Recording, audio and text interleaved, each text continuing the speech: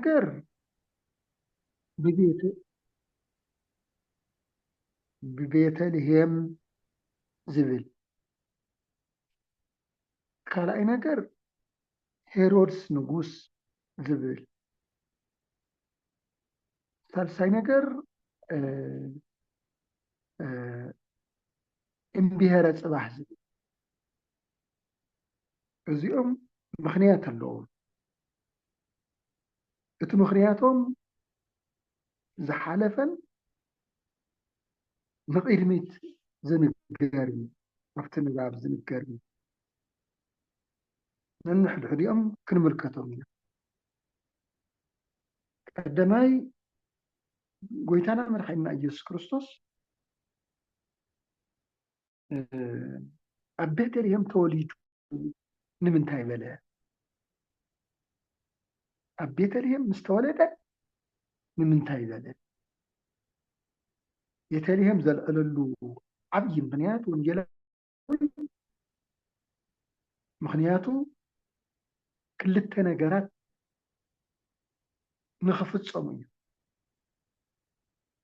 እቲ ሓደ ትንቢት ንምፍፃም እዩ እቲ ካልኣይ ምሳሌ ተነጊሩ ዝነበረ ምሳሌ ኩን ምዃኑ ንምግላፅ እዩ እቲ ትንቢት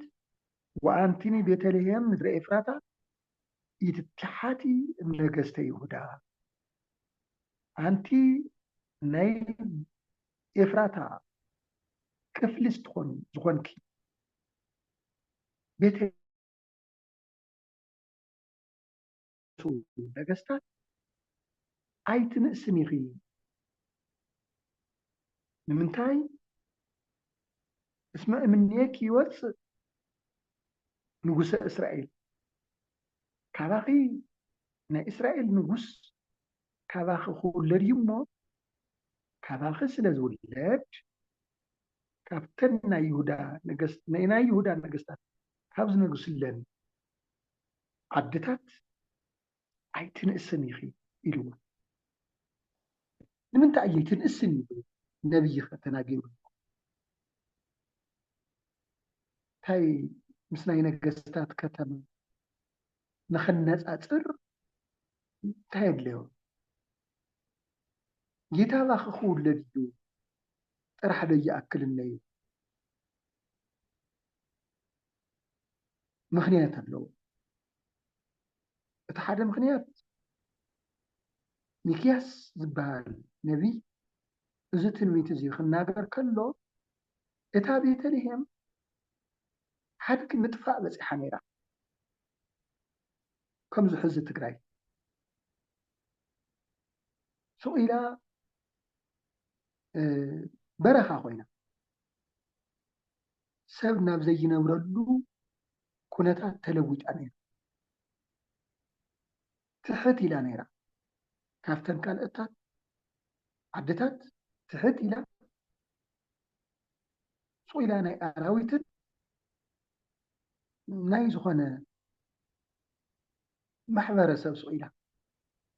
ብትሑት መነባብሮ ናይ ዝነብር ሕብረተሰብ ዝነብረላ ኮይና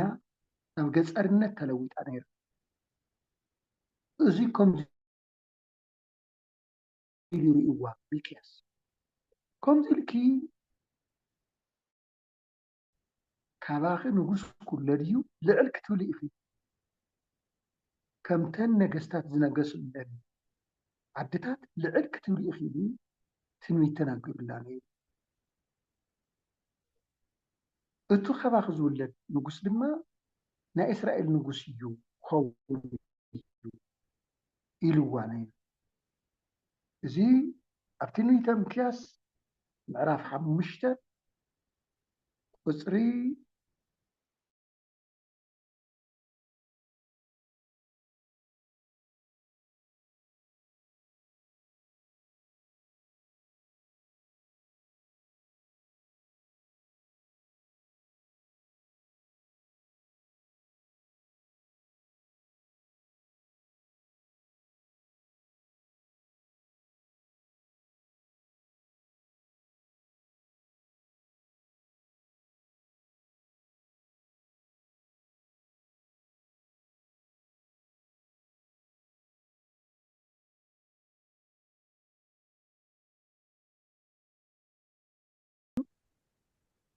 እና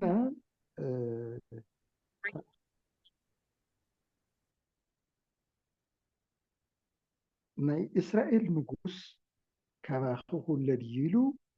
ኣቐዲሙ ትንቢት ተናጊርዋ ነይሩ። ንግዚኡ ንካልኦት ነገስታት ቤተ መንግስቲ ክትኮኒ ኢኺ ንምባል እዩ። ናይ እስራኤል ንጉስ ከም ዝውለዳ እዩ ትምልክት። እቲ ዋና ትንቢት ግን ናይ ዝተወሰኑ ቤተ እስራኤል ንጉስ ጥራሕ ኣይኮነስ ናይ ሰማይን ናይ ምድርን ንጉስ ናይ ህዝብን ናይ ኣህዛብ ንጉስ ጎይታና መድሓኒና ኢየሱስ ክርስቶስ ካብኣ ከም ዝውለድ ኣቐዲሙ ትንቢት ተናጊሩ ነይሩ። ስለዚ እዚ ትንቢት እዚ ከም ዝተፈፀመ ንክገልፅ ቅዱስ ማቴዎስ ወተወሊዶ እግዚእ ኢየሱስ በቤተልሔም ኢሉ ትንቢት ተፈፂሙ ንክብል ትንቢት ተናጊሩ ነይሩ።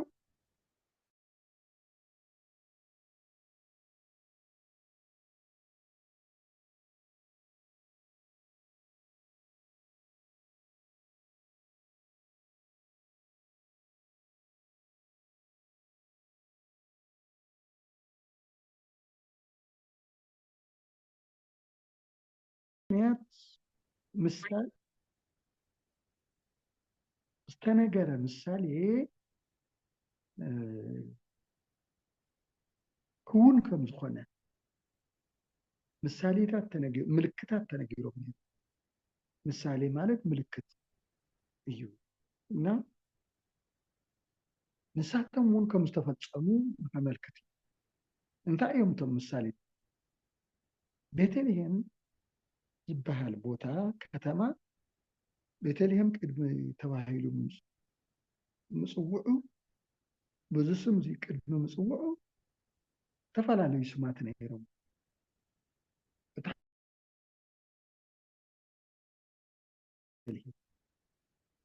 ከብታ፣ ኤፍራታ፣ ኣብቲ ሳልሳይ ድማ ቤተልሔም ተባሂላ። ከብታ ማለት ቤተ ስብሃት ማለት እዩ ኢሎም መምህራን ተርጉሞምዎ። ቤት እግዝእትነ ማርያም ናይ እግዝእትነ ማርያም ምሳሌ እዩ። ስብሃት ድማ ናይ ጎይታና መድሓኒና ኢየሱስ ክርስቶስ። ካልኣይ ኤፍራታ ማለት ድማ ፀዋሪተ ፍሬ ፀዋሪት ፍረ ማለት እዩ ኢሎም ተርጉሞምዎ መምህራን።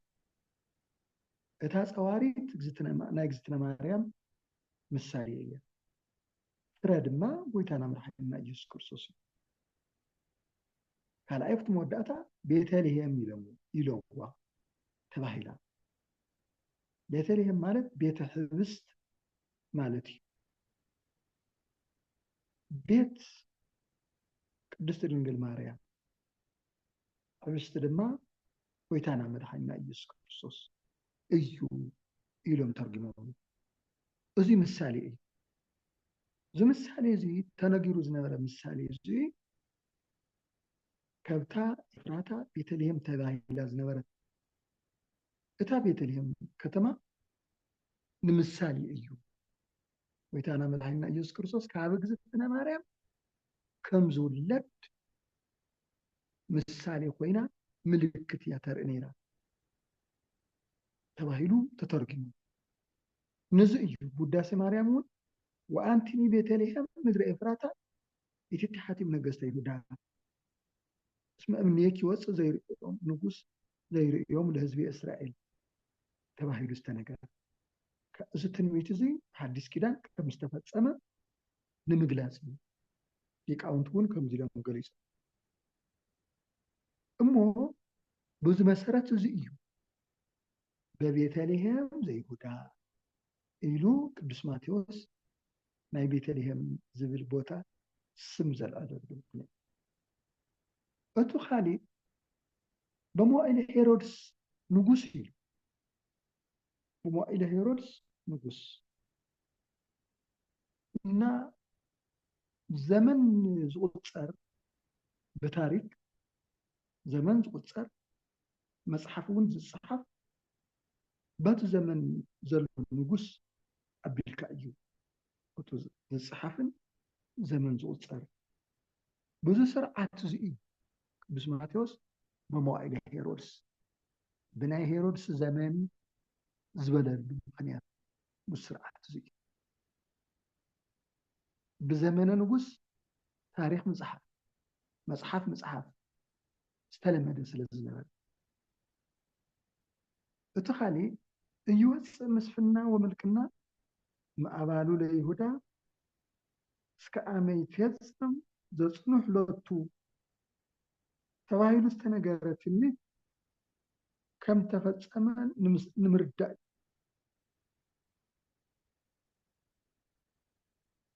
እይወፅእ ምስፍና ወምልክና ምዕባሉ ለይሁዳ ገዛእነትን መስፍንነትን ካብ ናይ ይሁዳ ወገን ኣይወፅእን እስከ አመት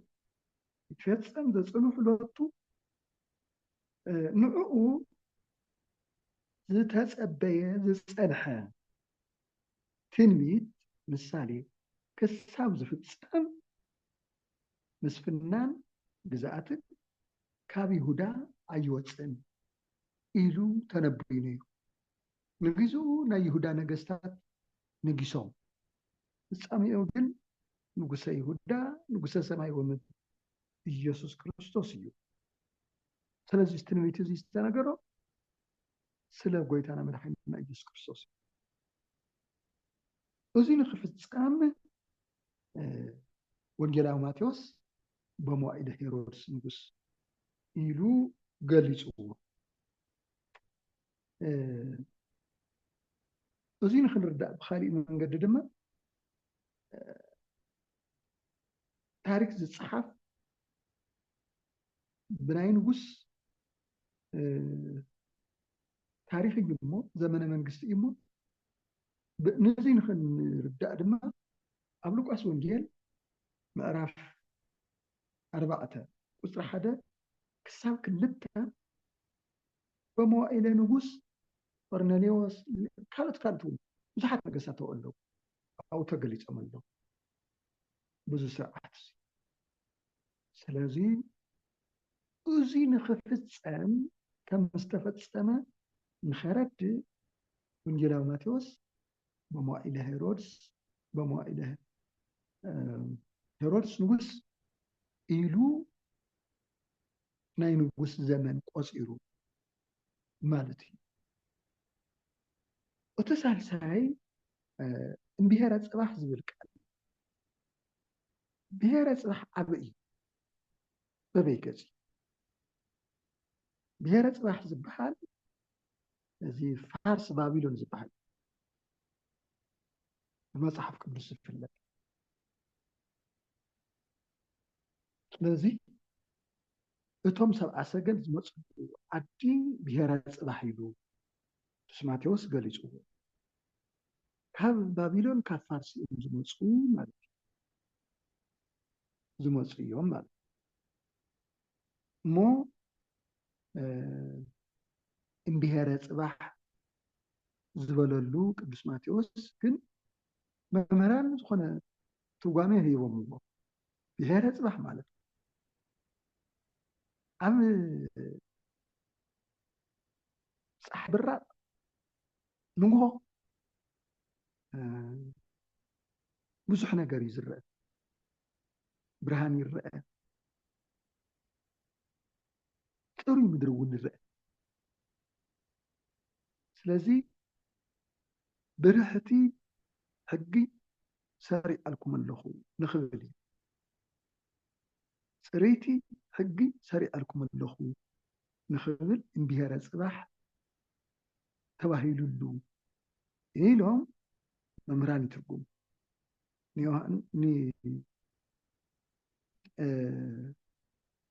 ቅዱስ ማቴዎስ ጎይታና መድሓኒትና ኢየሱስ ክርስቶስ እምብሄረ ፅባሕ መፂኦም ኢሉ እቶም ሰብአ ሰገል ዝገለፀሉ ዓብዪ ምክንያት ብርህቲ ሕጊ ፅሬይቲ ሕጊ ሰሪዐልኩም ኣለኹ ንኽብል ናይ ብርሃን ተስፋ ንምምልካት ኢሎም ገሊፆሞ እቶም ሰብአ ሰገል ሰለስተ ንዋያት እዮም ሒዞም መፁ ሰለስተ ንዋያት ማለት ንብረት ማለት እዩ እቶም ንዋያት ወርቅን ዕጣንን ከርቤን እዮም ወርቅን ዕጣንን ከርቤን እዚኦም ልብ በልዎ ካሊእ ንብረት ዶ ይነበረን ወርቂ ካብቲ ፅሩይ ዝኾነ ንብረት ሓደ ወርቂ ሒዞም መፅኦም እቲ ካልኣይ ድማ ዕጣን ካሊእ የለን እቲ ሳልሳይ ድማ ከርቤ ነዚኣቶም ሒዞም መፅኦም እዚ ወርቂ ዕጣን ከርቤ እዚ ካበይ መፀ እዩ ካበይ መፀ ካበይ ተረኸበ እዚ ነገር እዚ መምህራን ዝሓተትዎ ዝተርጎምዎ ክንምልከት እዩ እቲ ወርቅን ዕጣን ከርቤ ኣብ ጥንተ ተፈጥሮ እግዚአብሔር አዳምን ሔዋን ምስ ፈጥሮም ንሔዋን ብሚካኤልን ብገብርኤልን ልኢኹ እግዚአብሔር መላእክት ልኢኹ ንሔዋን ሂብዋ ነይሩ ወርቅን ዕጣን ከርቤን እዚ ሂብዋ ነይሩ እና መላእክት ንአዳም ድማ ንሔዋን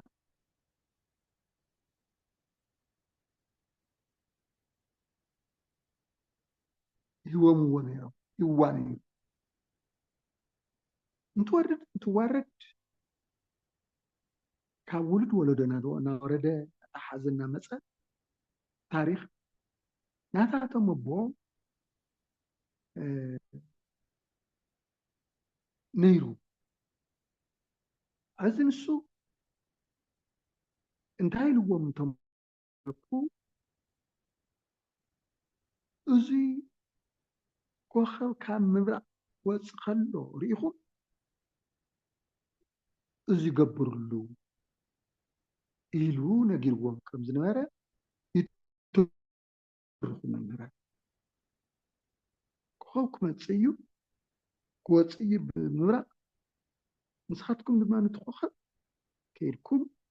መርቕዎ ኢልዎም ነይሩ በዚ መሰረት እዚ ወርቅን ዕጣንን ከርቤን ሒዞም መፂኦም ኢሎም ይትርኹ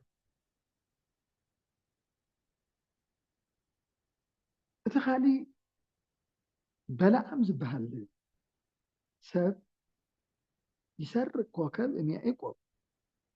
ወይ ዓተት ኃጢአት እምእስራኤል ኮኸብ ካብ ያዕቆብ ክውለድ እዩ ክወፅእ እዩ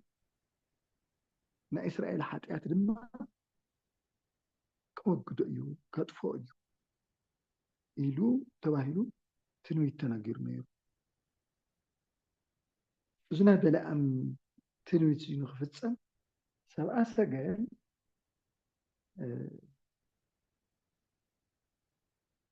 ብኮኸብ እናተመርሑ መፂኦም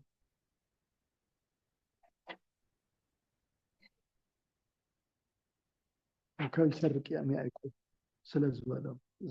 ኢሉ ትንቢት ስለ ዝተናገረ እቲ ዋና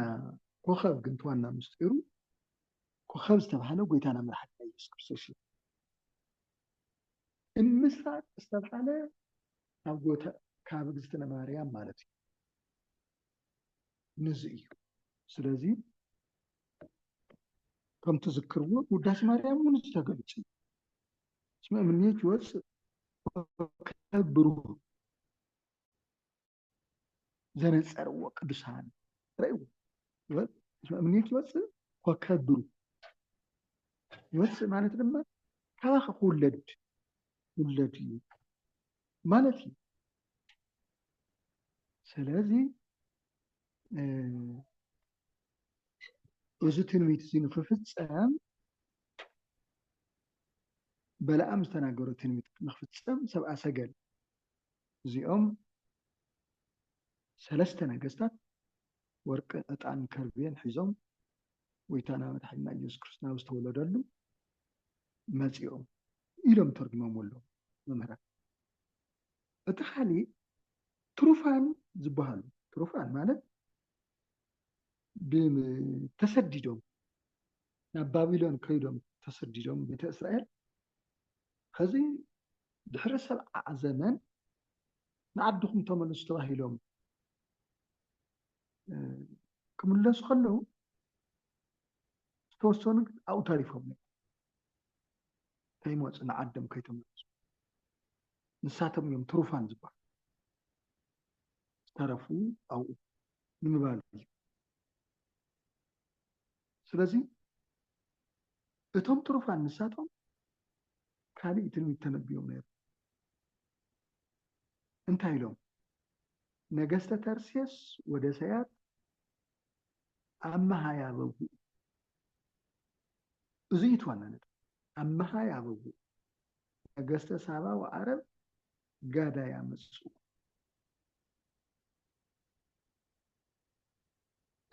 ናይ ተርሴስን ናይ ዓረብን ነገስታት ኣመሃ ከቕርቡ እዮም ጋዳ ድማ ከእትዉ እዮም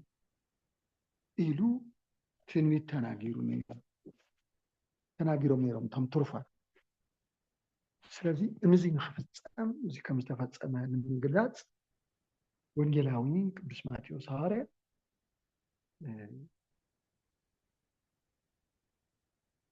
በቤተልሔም ዘይሁዳ ወናሁ መፁ ሰብአ ሰገል ምስራቅ ኢሉ ገሊፅዎ። እቲ ካሊእ ባሮክ ዝተባሃለ ነቢይ ሎሚ ንስኻትኩም ከምዚ ኢልኩም ትመፃደቕሉ ዘለኹም ንጉስ ፅባሕ እውን ካባና ኣብዛ ምድሪ እዚኣ ካባና ንጉስ ክውለድ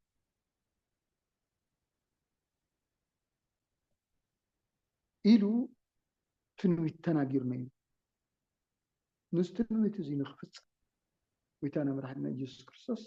ካብ እግዝእትነ ማርያም ተወሊዱ። ዳንኤል እውን መቅደስ ትትሃነፅ እስከ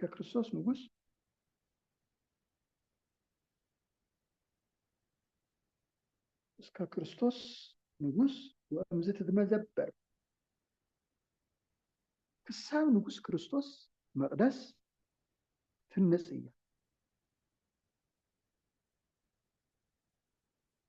ክሳብ ንጉስ ክርስቶስ መቅደስ ክትህነፅ እያ ወእምዝ ትትመዘበር ድሕሪኡ ግን ክትፈርስ እያ ተባሂሉ ትንቢት ተነጊሩ። እዚ ትንቢት እዚ ንክፍፀም ወልደ እግዚአብሔር ካብ እግዝእትነ ማርያም ተወሊዱ።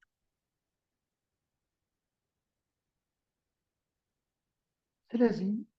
እዞም ትንቢታት እዚኦም ንክፍፀሙ ወንጌላዊ ማቴዎስ ናሁ መፁ ሰብአ ሰገል እምብሔረ ጽባሕ ኢሉ ተናጊሩ ገሊፅዎ ማለት እዩ። እዚኣቶም እስራኤላውያን ኣይኮኑ ካብ ካልእ ዓዲ ዝመፁ እዮም። ነገር ግን ልደቱ ንቤተ እስራኤል ከገለፀ ንዚኣቶም ዝገለፀሉ ምክንያት እንታይ ማለት እዩ? ንኣብነት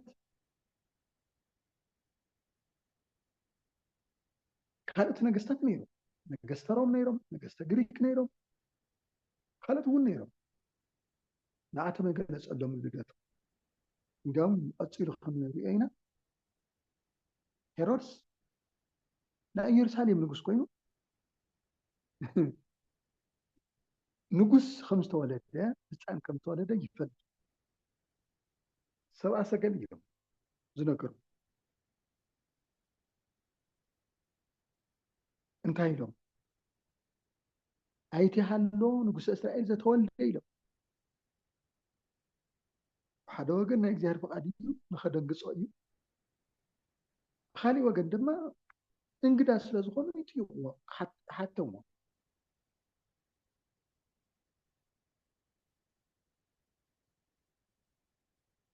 ስለዚ ልደቱ ንሰብአ ሰገል ዝገለጽሉ ምክንያት ንፍቅሩ ብጣዕሚ ስሱዓት ነይሮም ብፍቅሩ ዝተፀመዱ ነይሮም ይፈትዎ ነይሮም ካልኣይ ኣብ እስራኤል ዘለፋ ንኾኖም እቶም እስራኤል ነቶም ኣሕዛብ ድማ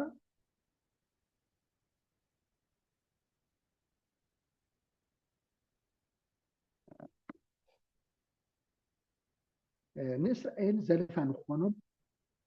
ነቶም ኣሕዛብ ድማ ተስፋ ንኾኖም ነቶም ዝተነዓቁ ካብ ኢየሱስ ክርስቶስ ተስፋ ዘይብሎም ተባሂሎም ብኣይሁድ ዝነዓቁ ዝነበሩ ኣሕዛብ ድማ ተስፋ ንኾኖም ንዞም ናይ ኣሕዛብ ነገስታት እዚኣቶም ምስጢረ ልደቱ ገሊጹሎም ማለት እዩ እቲ ካልኣይ እቲ ሳልሳይ ጉዳይ ናይ ኣብ ገንዘብ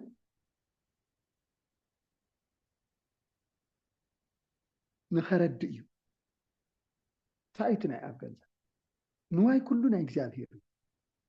ስለዚ እግዚአብሔር ድማ ኣብ ወልድ መንፈስ ቅዱስ ይባሃል እግዚአብሔር ወልድ ብዝተፈለየ ፍልጠቱ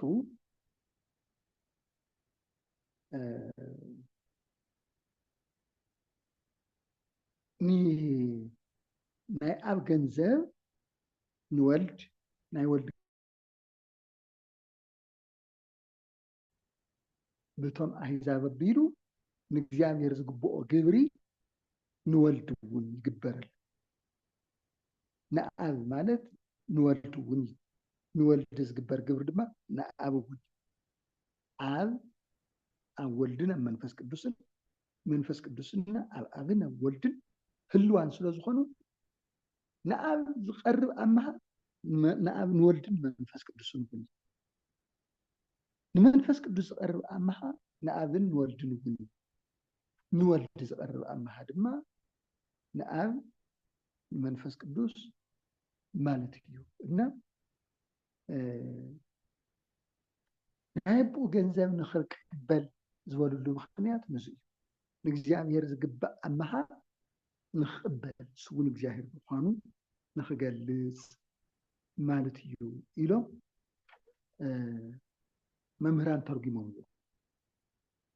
ስለዚ እቶም ንዋያት እንስሳቶም ምልክት እዮም እቶም ወርቂ ዕጣን ከርቤ ናይ ኣምልኮተ እግዚአብሔር ምልክት እዮም ናይ ፍቅረ እግዚአብሔርን ናይ ፍቅረ ቤተክርስትያንን ምልክት እዮም ነይሮም ስለዚ ወበፅሑ ውስተ ኢየሩሳሌም ዘይብሉ ኣይቲሃሎ ዘተወልደ ንጉሰ አይሁድ ኣይቲሃሎ ዘተወልደ ንጉሰ አይሁድ እናበሉ ኣርከቡ ይብል እሞ ካብዞም ምእመናን እዚኣቶም እንርድኦ ካብ ርሑቕ ሃገር ከይዶምስ ንእግዚአብሔር ምስጋዶም እግዚአብሔር ካብ ልቢ ምድላዮም ብልቢ ምድላዮም ናይ ሃገር ርሕቐት እንኳን ከይከልከሎም ንእግዚአብሔር ናብ ዝስገደሉ ዓዲ ኸይዶም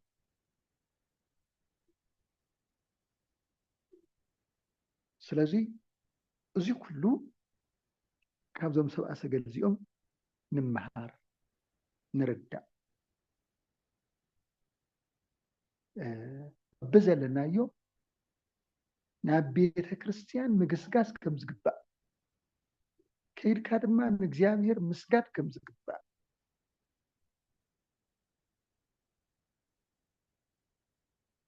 የረድአና። ስለዚ እግዚአብሔር አምላኽና ዝተምሃርናዮ ዝሰማዕናዮ ኣብ ሕድሕድ ልቡናና ይሕድረልና እሞ ቅዱስ ወንጌሉ ኢልካ ተሓደርካሉ ኣይፅገብ ኣይውዳእን ምስጢሩ። ስለዚ ጥበቡ ምስጢሩ ይግለጸልና እየ ክብል ዝደሊ ኩሉ ግዜ ድማ ምሳና ክኸውን እግዚአብሔር አምላኽና ፈቃዱ ይኹነልና። አሚን አሜን አሜን። ቃለ ሕይወት የስመልና ክቡር አቦና እግዚአብሔር